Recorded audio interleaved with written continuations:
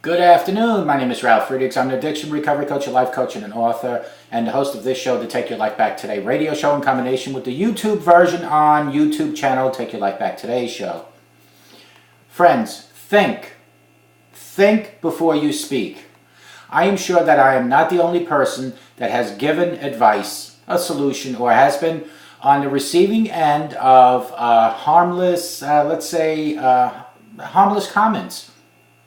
While I appreciate the fact that people are more often than not quite arrogant when it comes to depression when they speak, others really do come from a place where they mean well.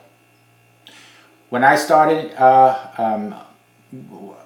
coaching, I ran into a person that started opening up about their bipolar disorder because they really were ashamed of it.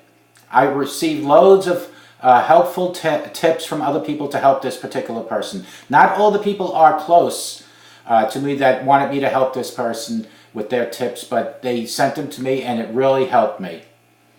This one lady, she said, my ex-husband took great pride in informing me that this particular person was depressed when they looked at the show.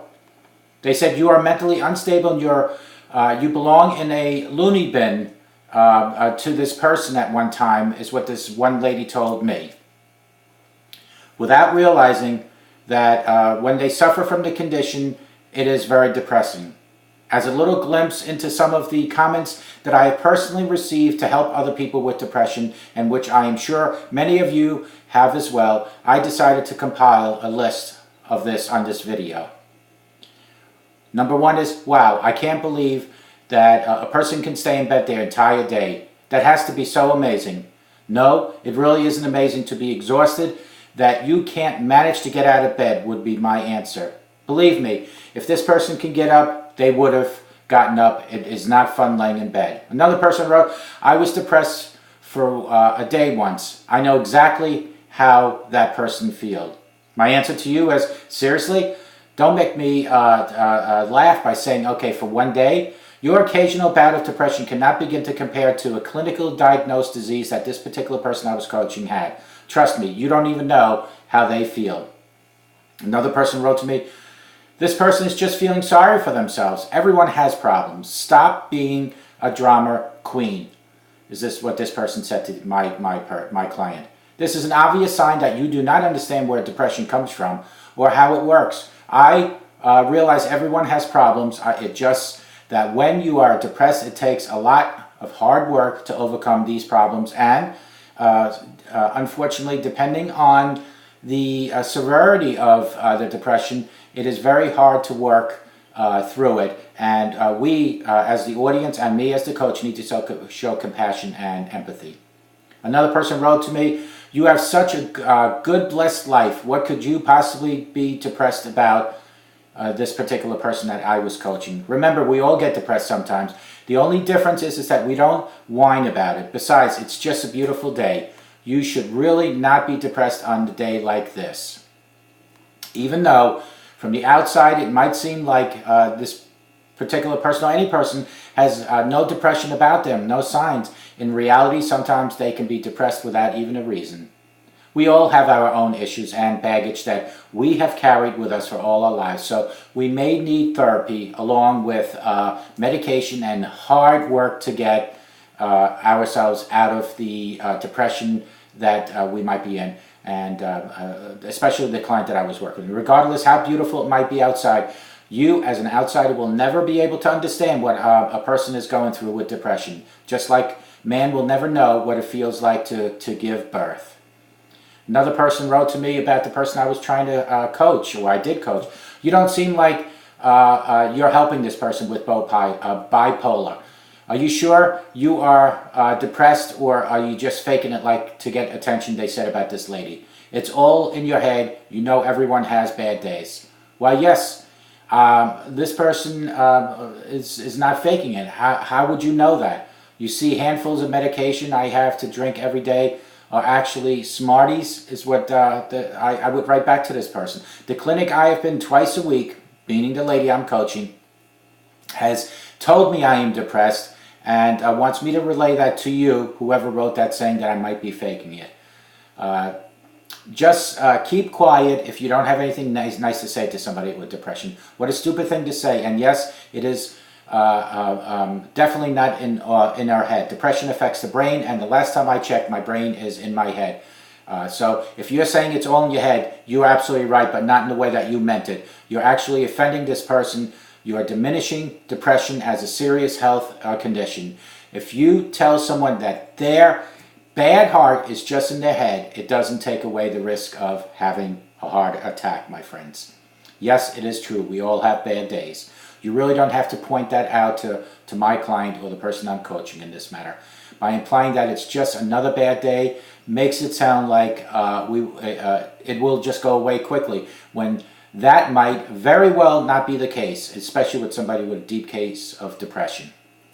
Another person wrote to me, if this person just prays to God, then their depression will just go away. There is no such thing as being depressed. The devil is trying to trick her. You should be closer to God, is what I would tell this patient if it was my patient.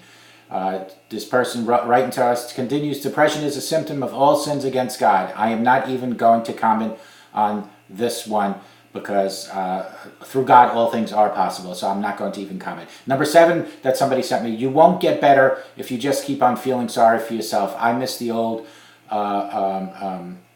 person that doesn't complain in my old life.